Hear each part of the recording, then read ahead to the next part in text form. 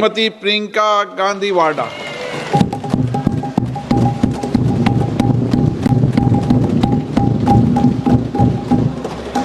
आदरणीय अध्यक्ष महोदय, मैं आपको धन्यवाद देना चाहती हूं कि इस महत्वपूर्ण मुद्दे पर आपने मुझे बोलने का मौका दिया।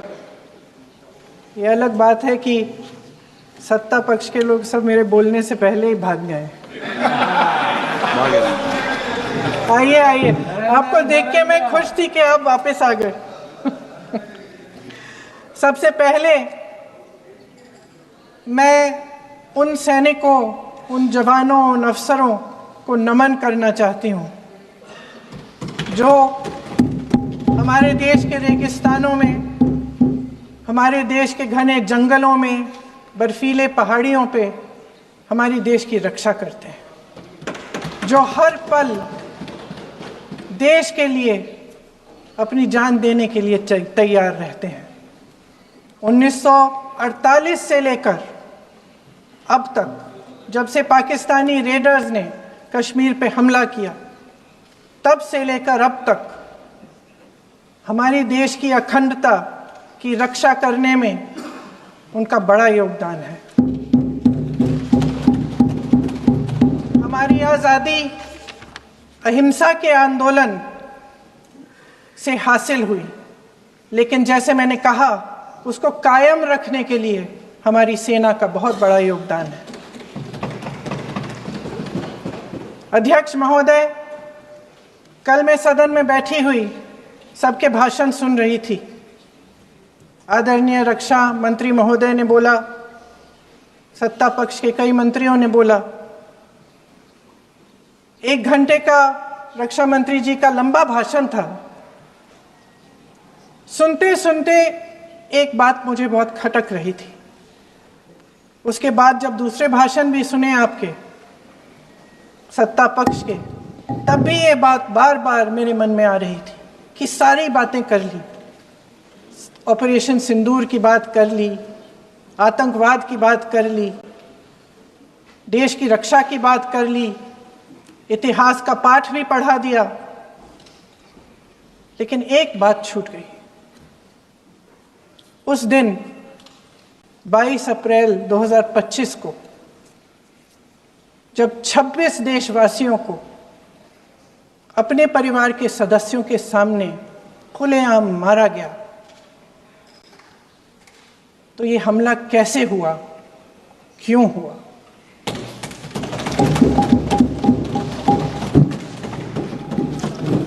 अध्यक्ष महोदय,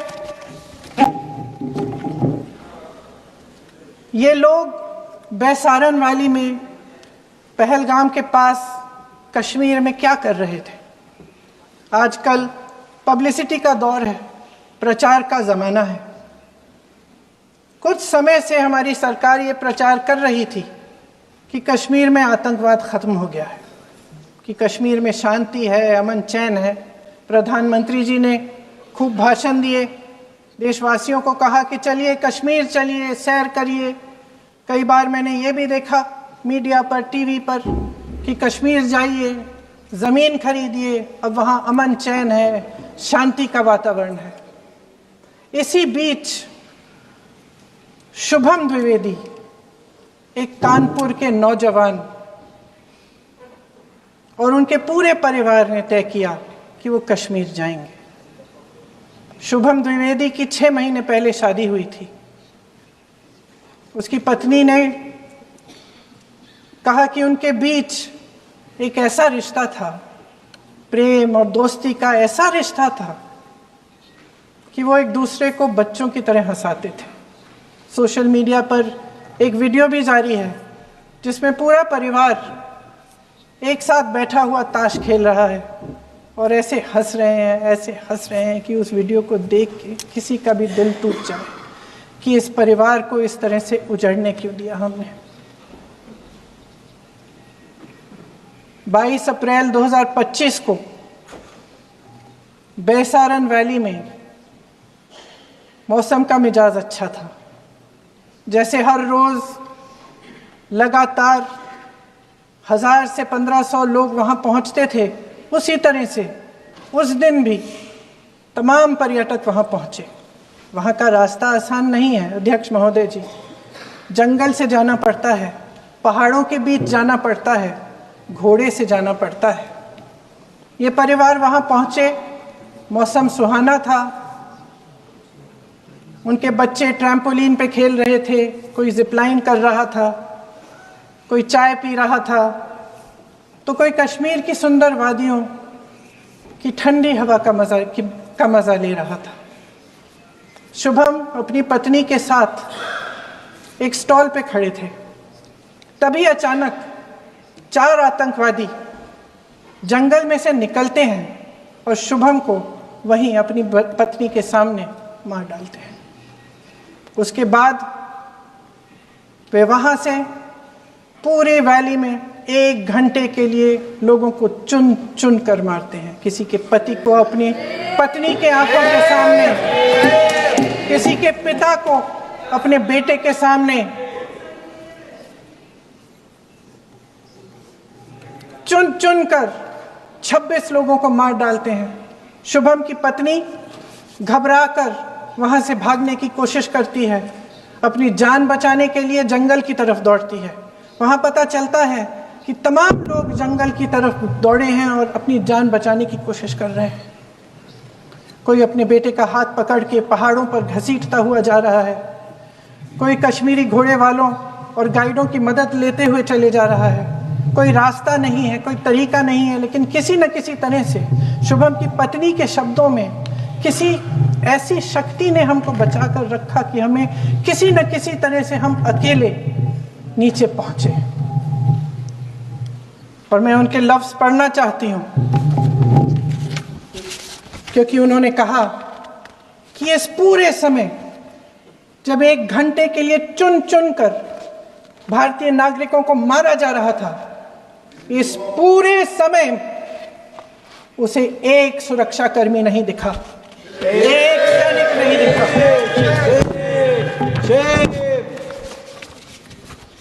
शुभम की पत्नी ने कहा, कोट, मैंने अपनी दुनिया को खत्म होते हुए देखा। अपनी आंखों के सामने एक सिक्योरिटी गार्ड नहीं था। मैं ये कह सकती हूं कि देश ने, सरकार ने हमें वहां पे अनाथ छोड़ दिया था।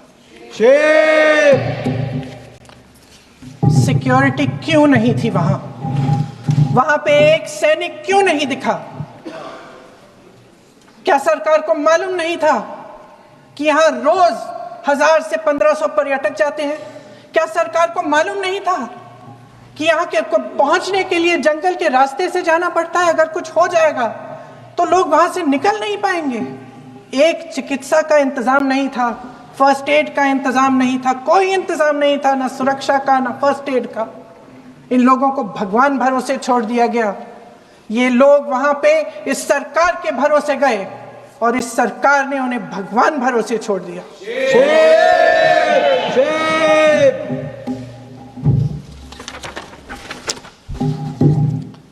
मैं पूछना चाहती हूं, ये किसकी जिम्मेदारी थी? इस देश के नागरिकों की सुरक्षा की जिम्मेदारी किसकी है?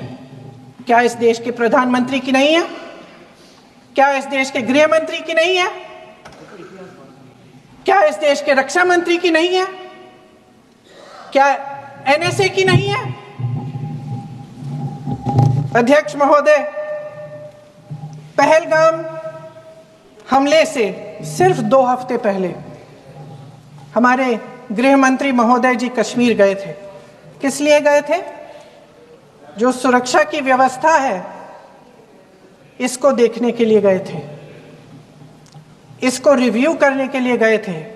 और उन्होंने वहां कहा कि आतंकवाद पर विजय प्राप्त हुई है। ये 2 हफ्ते पहले है। 3 महीने बाद जेएनके के गवर्नर साहब एक आम इंटरव्यू में ऐसे ही चलते चलते कह देते हैं कि हाँ, बैसारन वैली में बहुत लापरवाही हुई और इसके लिए मैं जिम्मेदारी लेता हूँ। ऐसे ही चलते चलते, और वो बात होती है, ख़त्म भी वहाँ होती है और वहीं ख़त्म हो जाती है। उनसे जिम्मेदारी ली भी नहीं जाती, कोई सवाल नहीं उठाता, कोई जवाब नहीं देता। अध्यक्ष महोदय, उस हमले की जिम्मेदारी एक आतंकवादी गुट जिसका नाम टीआरएफ है थोड़े दिनों बाद लेती है। कौन है ये टीआरएफ? 2019 में ये गुट बना। 2020 में इसने कश्मीर में आतंकवाद का काम शुरू कर दिया और अप्रैल 2020 से लेकर 22 अप्रैल 2025 तक इन्होंने 25 आतंकवादी हमले किए। गृह मंत्री महोदय ने जब यूपीए सरकार के समय के आतंकवादी हमले गिने तो लगभग 25 गिनवाए थे अभी अपने भाषण में। इस गुट ने कश्मीर में 25 हमले 2020 और 2025 के अंदर एक पूरी लिस्ट है इन हमलों की।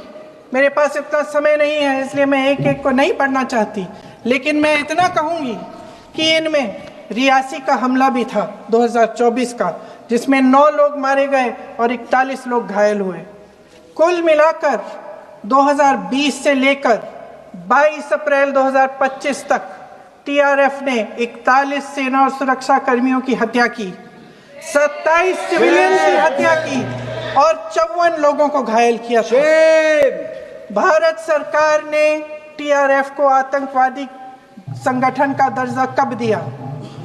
2020 में दिया, 2021 में दिया, 2022 में दिया, 2023 में दिया। 3 साल बाद, 3 सालों के लिए ये आतंकवादी गतिविधियां कर रहे हैं और आप इनको आतंकवादी संगठन तब कहते हैं 2023 में? इसकी क्या वजह थी? ये सब सरकार के संज्ञान में था और आप मुझे बताना चाहते हैं, सत्ता पक्ष के नेता बताना चाहते हैं कि ये सब आपके संज्ञान में था, लेकिन कोई भी एक ऐसी एजेंसी नहीं है हमारी सरकार की जिसको पता चला कि ऐसा हमला, ऐसा भयानक हमला होने जा रहा है हमारे देश में, कि पाकिस्तान में बैठे हुए इस हमले की योजना बन रही है कि हम भारत जाके हैवानियत करेंगे, 26 लोगों को मार डालेंगे और हमें पता ही नहीं है। क्या ये हमारी एजेंसियों की विफलता है कि नहीं है? ये बहुत बड़ी विफलता है, एक बहुत बड़ी विफलता है। जानते थे कि ये गुट है, जानते थे कि 5 सालों से ये आतंकवादी हमले कर रहा है, अध्यापकों को मारा, आर्मी के बड़े बड़े अफसरों को मारा, आम जनता को मार डाला, पुलिस वालों को मार डाला, और आप इन पे निगरानी नहीं रख रहे थे। और ये जो एजेंसियां हैं इनकी जिम्मेदारी कौन लेगा? क्या आईबी चीफ ने अपना इस्तीफा दिया? क्या किसी ने इस्तीफा दिया?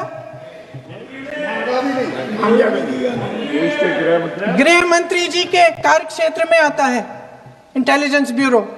क्या गृह मंत्री जी ने इस्तीफा दिया? इस्तीफा छोड़िए, जिम्मेदारी ली।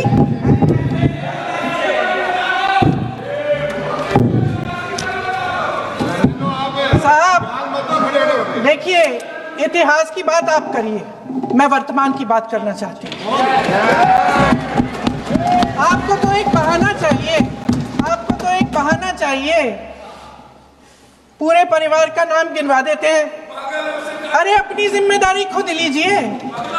11 सालों के लिए तो सत्ता में आप हैं। नेहरू को छोड़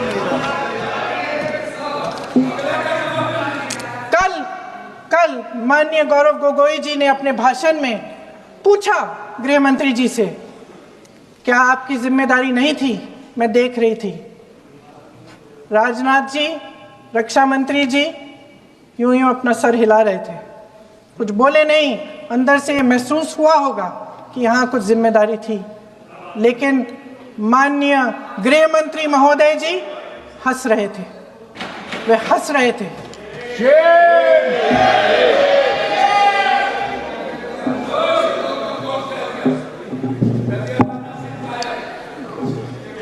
अध्यक्ष महोदय, कल सत्ता पक्ष और आज भी सत्ता पक्ष के नेताओं ने 2008 के मुंबई के हमलों का जिक्र किया, बार बार कहा कि मनमोहन सिंह जी की सरकार ने कुछ नहीं किया। ये तो जानकारी होगी ना कि उसी समय जब वो आतंकवादी हमला चल रहा था तभी उन आतंकवादियों को मार डाला था, एक बचा था और उसको भी फांसी दे दी थी 2012 में। महाराष्ट्र के मुख्यमंत्री ने इस्तीफा दिया। देश के गृह मंत्री ने जिम्मेदारी लेकर इस्तीफा दिया। एक जवाबदेही थी पब्लिक के प्रति, एक जवाबदेही थी इस देश की जनता के प्रति, इस देश की धरती के प्रति।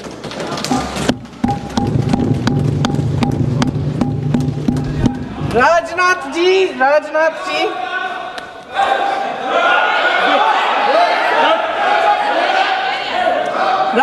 जी तो पुलवामा, उरी और पठानकोट के समय गृह मंत्री रहे थे। आज वे रक्षा मंत्री हैं और हमारे गृह मंत्री महोदय श्री अमित शाह जी के नाक के नीचे पूरा मणिपुर जल गया, दिल्ली में दंगे हुए, पहलगाम में हमला हुआ और आज भी वे उसी पद पर बैठे हैं। क्यों? अध्यक्ष महोदय, बमबारी से अखबारों के हेडलाइन बनते हैं, मगर कहानी सुरक्षा में की चूक में भी है। आज देश खोखले भाषण नहीं सुनना चाहता, देश जवाब चाहता है, तसल्ली चाहता है कि सच उससे छिपाया नहीं जाएगा। देश जानना चाहता है कि उस दिन अप्रैल 22, 2025 को क्या हुआ और क्यों हुआ। आप तो खुद अपनी पीठ थपथपाने में लगे रहते हैं। सेना, देश, संसद से सच छुपाते हैं। ऑपरेशन सिंदूर जब शुरू हुआ, हम सब ने समर्थन किया, सब एकजुट होकर खड़े हो गए इस देश के लिए। दोबारा होगा, दोबारा खड़े हो जाएंगे। अगर हमारे देश पे हमला होता है तो यहाँ इस सदन में किसी भी पार्टी का हो, कोई भी हो, सब आपका समर्थन करेंगे। और हमें अपनी सेना पर गर्व है कि उन्होंने इस बार भी दृढ़ता से लड़ाई लड़ी, धैर्य से लड़ाई लड़ी, वीरता से लड़ाई लड़ी। लेकिन इस ऑपरेशन का सिंदूर का क्रेडिट, उसका श्रेय तो हमारे प्रधानमंत्री जी चाहते हैं। सही भी है, ठीक है, सही है, श्रेय ले। ओलंपिक्स में हमारा मेडल आता है, उसका भी श्रेय लेते हैं। लेकिन सिर्फ श्रेय लेने से नहीं होता नेतृत्व, जिम्मेदारी भी लेनी पड़ती है।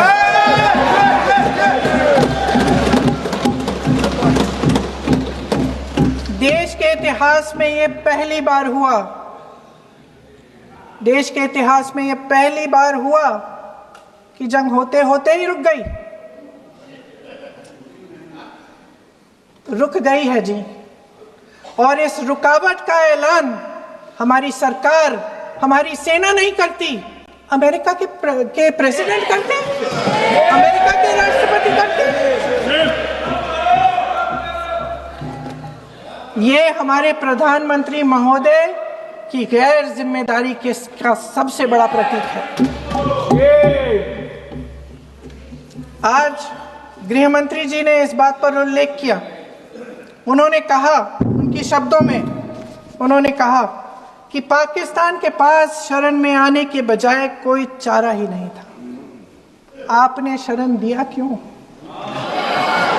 वो आते हैं आपके देश के अंदर, लोगों को मार डालते हैं और आप उनको शरण दे रहे हैं। क्यों दिया शरण? इसका जवाब क्यों नहीं दिया है एक भी भाषण में? जैसे ये बात उठी, शरण की बात की, हमारे गृह मंत्री जी ने इतिहास में चले गए। नेहरू ने क्या किया, इंदिरा गांधी ने क्या किया, यहां तक कि मेरी मां के आंसुओं तक चले गए। लेकिन इस सवाल का जवाब नहीं दिया कि ये सीज फायर हुआ क्यों, ये जंग रुका क्यों, और तब क्यों रुका जब दुश्मन के पास कोई चारा नहीं था हमारे श्रेय में आने के बजाय? क्यों रुका ये जंग? इसका जवाब नहीं दिया। धन्यवाद। आप देंगे?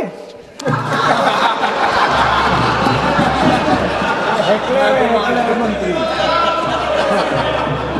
देना भाई देना, आपको टाइम मिलेगा तो। टाइम नहीं मिलेगा आपको शायद। वैसे महोदय, मेरी माँ की आंसू की बात किए, मैं इसका जवाब देना चाहती हूँ। मेरी माँ के आंसू तब गिरे जब उनके पति को आतंकवादियों ने शहीद किया, जब वे मात्र 44 साल की थी। और आज अगर मैं इस सदन में खड़ी हूं और उन 26 लोगों की बात कर रही हूं, मैं इसलिए कर रही हूं क्योंकि मैं उनका दर्द जानती हूं, महसूस करती हूं।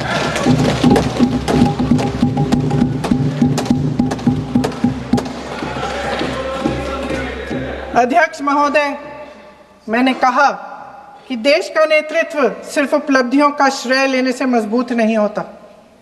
सफलता और विफलता दोनों की जिम्मेदारी लेने से बुलंद होता है। ये सोने का ताज नहीं है, कांटों का ताज है। अध्यक्ष महोदय, जब सरकार झूठी और कायर हो तो वे बहादुर से बहादुर सेना के साहस और पराक्रम को भी कमजोर कर देती है। देश को प्रतिशोध के साथ साथ सबके प्राणों की रक्षा का प्रण चाहिए। सेना की शक्ति के साथ सरकार की सच्चाई भी चाहिए। महान देशभक्त शहीद इंदिरा गांधी जी, जिन्होंने सफल कूटनीति के बल पर अमेरिका के राष्ट्रपति निक्सन का मुकाबला करके पाकिस्तान का विभाजन करवाया, बांग्लादेश बनाया, 1 लाख पाकिस्तानी सैनिकों को आत्मसमर्पण करने पर मजबूर किया, उन्होंने कभी इसका श्रेय लेने की कोशिश नहीं की। ऑपरेशन सिंदूर का मकसद अगर पाकिस्तान को सबक सिखाना था तो शायद ये मकसद अभी अधूरा है, क्योंकि हमारी कूटनीति विफल रही है।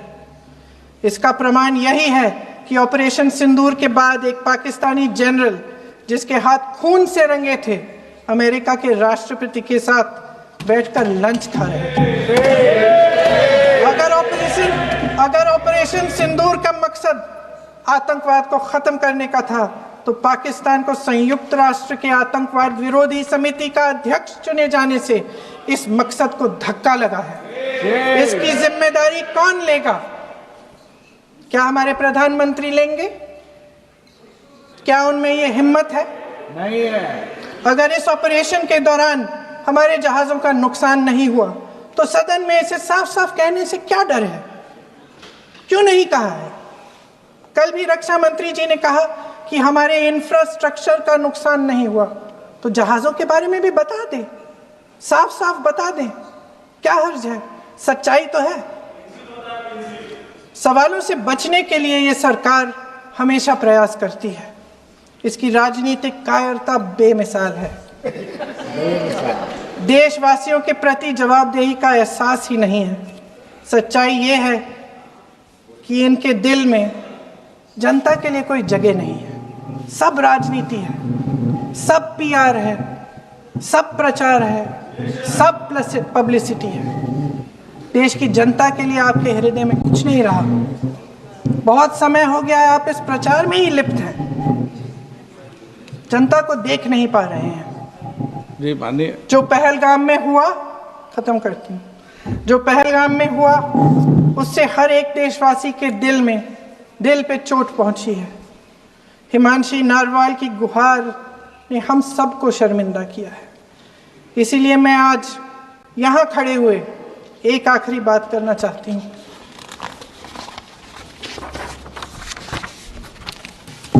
इस सदन में लगभग सभी के पास सुरक्षा है, सुरक्षा की व्यवस्था है।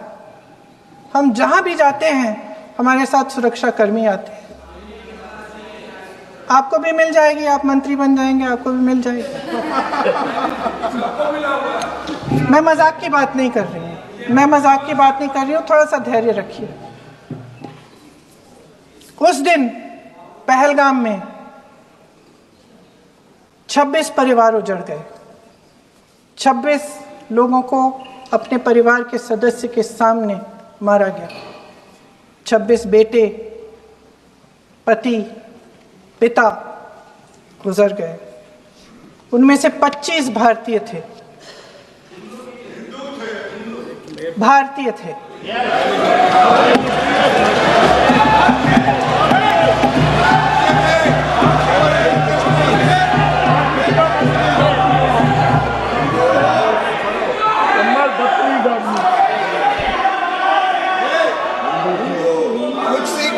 जितने भी लोग बैसारन वैली में थे और जो 25 भारतीय मारे गए, उनके लिए कोई सुरक्षा नहीं थी। कोई सुरक्षा नहीं थी। आप कितनी भी ऑपरेशन कर डालें, आप इस सच्चाई के पीछे छुप नहीं सकते, इसे नकार नहीं सकते। आपने उनको सुरक्षित नहीं किया। कोई शर्म नहीं है, कोई शर्म नहीं है, कोई शर्म नहीं है और ना कभी होगी। सुन लीजिए, सुबह भी मैं शिव मंत्र बोल के आई हूं। इनको क्या पता शिव मंत्र क्या शिव मंत्र? खत्म कर लूं अपना भाषण। शिव मंत्र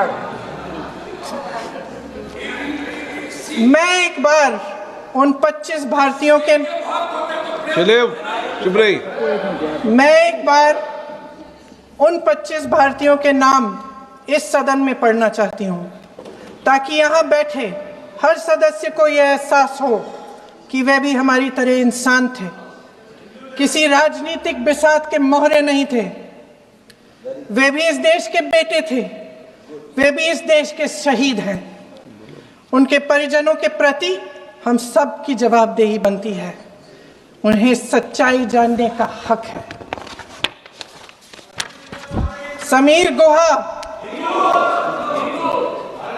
भारतीय, बिट्टन अधिकारी, मनीष रंजन, हेमंत सुहास जोशी, विनय नारवाल, सुशील नथनियल, अतुल श्रीकांत मोने, सैयद आदिल हुसैन शाह, नीरज वानी, एन रामचंद्रन, संजय लक्ष्मण लेले, मानिए प्लीज।